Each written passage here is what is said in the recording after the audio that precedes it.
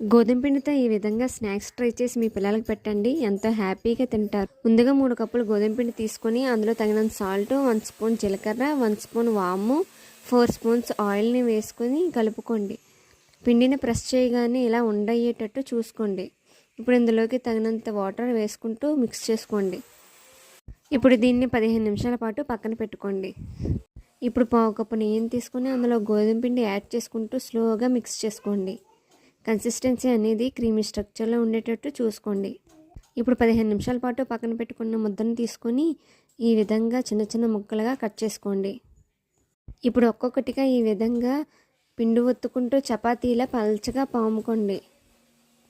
ఇప్పుడు దీనిపైన ముందుగా కలిపి పెట్టుకున్న పేస్ట్ని వేసుకొని ఈవెన్గా అంతా అప్లై చేసుకోండి. ఇప్పుడు దీన్ని చూపించే విధంగా స్లోగా రోల్ చేసుకోండి. ఇప్పుడు 2 వైపులా ఉన్న ఎక్స్ట్రాలను కట్ చేసుకొని ఒక వేలు సైజులో చిన్న చిన్న ముక్కలుగా కట్ చేసుకోండి. ఒక్కొక్కటిగా ఈ విధంగా రౌండ్ షేప్లో పాముకోండి. ఇప్పుడు ఈ విధంగా ట్రయాంగిల్ షేప్లో మడత పెట్టుకోండి.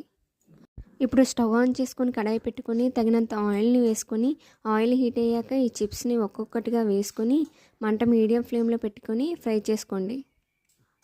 అంతే అండి, గోధుమ పిండితో స్నాక్స్ రెడీ.